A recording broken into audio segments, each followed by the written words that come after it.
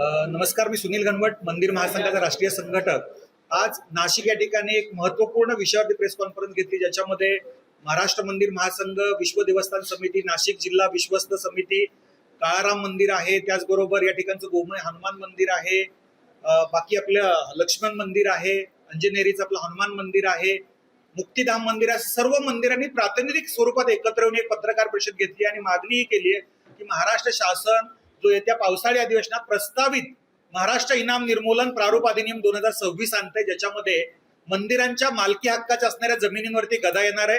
याला तीव्र आक्षेप घेऊन याचा निषेध नोंदवण्यात आलेला आहे आणि याला विरोध करण्याचं सर्वानुमते ठरलेलं आहे. आज वक्फ बोर्डच्या जागा संरक्षित केल्या जातात, त्या जागांना अगदी पाहिजे त्या प्रकारे संरक्षित केल्या जातात. मंदिरांच्या जागा ज्याचा मालकी हक्क सरकारचा नसताना, अशा जमिनी अहस्तांतरणी असताना, विकता येत नसताना, त्या विकण्यासाठीचा एक नवीन प्रकार किंवा त्या वहिवाटदार, कुळ, मिराजदार यांच्या नावावर करण्याचा जो एक घोषित पद्धतीने प्रस्ताव आणला जातो आहे, याला कडाडून विरोध करण्यात आलेला आहे. नाशिक जिल्ह्यातलीच नव्हे तर महाराष्ट्रातली सर्व मंदिरं याला विरोध केल्याशिवाय राहणार नाहीत. सरकारनं आताताईपणे आणि घाईघाईत असा कुठलाही निर्णय घेऊ नये.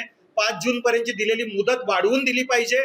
फक्त विभागीय आयुक्त कार्यालयात न ठेवता ते अगदी तहसीलदारांपासून फारकती नोंदवल्या पाहिजेत आणि या कायद्यानुसार जिल्हाधिकाऱ्यांना जे सर्वाधिकार दिलेले आहेत आणि मंदिरांचा मात्र विचार करण्यात आलेला नाहीये. आज देवस्थानांच्या जमिनी जर अशा कोणाच्या नावावर करण्यात आल्या तर देवस्थानांचा कारभार कसा चालणार? मुळात इनाम जमिनी पूर्वीच्या राजे राजवाडे, छत्रपती शिवाजी महाराज, पेशवे यांनी देवस्थानांचा कारभार चालावा, पूजा अर्चा चालावी, त्या ठिकाणची व्यवस्था चालावी यासाठी दिलेल्या आहेत. राजांनी दिलेल्या जमिनी सरकार काढून का घेतंय?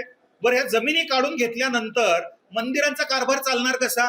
या जमिनी अन्य धर्मीयांच्या आणि मुसलमान आणि कोणाच्या नावावर झाल्या त्याची जबाबदारी कोण घेणार आहे? त्यामुळे ह्या मंदिरांच्या जमिनी ज्या आहेत त्या संरक्षित केल्या पाहिजेत आणि वहिवाटदार, कुळ, मिराजदार यांच्यासाठी सुद्धा सरकारने विचार केला पाहिजे. त्यांना मानधन सुरू करावं, त्यांना कर्ज मिळत नाही कर्ज द्यावं. आम्ही ती मागणी करतो मंदिर महासंघाकडनं, परंतु अशा जमिनी कोणाच्या नावावर करता कामा नये, त्या देवस्थानांवरतीच असल्या पाहिजे.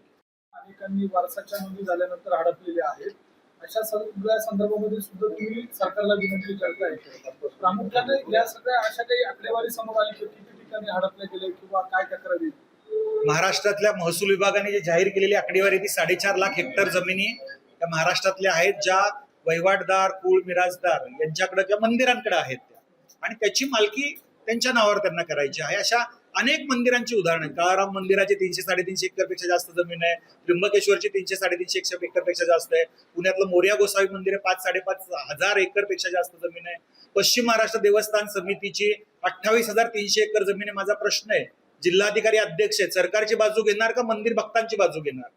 या संदर्भात मंदिर भक्तांची बाजू घेतली नाही तर त्या ठिकाणच्या जिल्हाधिकाऱ्यांनी राजीनामे द्यावेत मंदिर पदाचे, कारण मंदिरांच्या जागांसंदर्भात तुम्हाला निर्णय घेण्याचा अधिकार नाही. भक्तांच्या जमिनी आहेत त्या मंदिरांच्याच नावावर राहिल्या पाहिजे. त्यात काय निर्णय झाला आणि पुढची भूमिका काय राहणार आहे जर सरकारने ऐकलं नाही?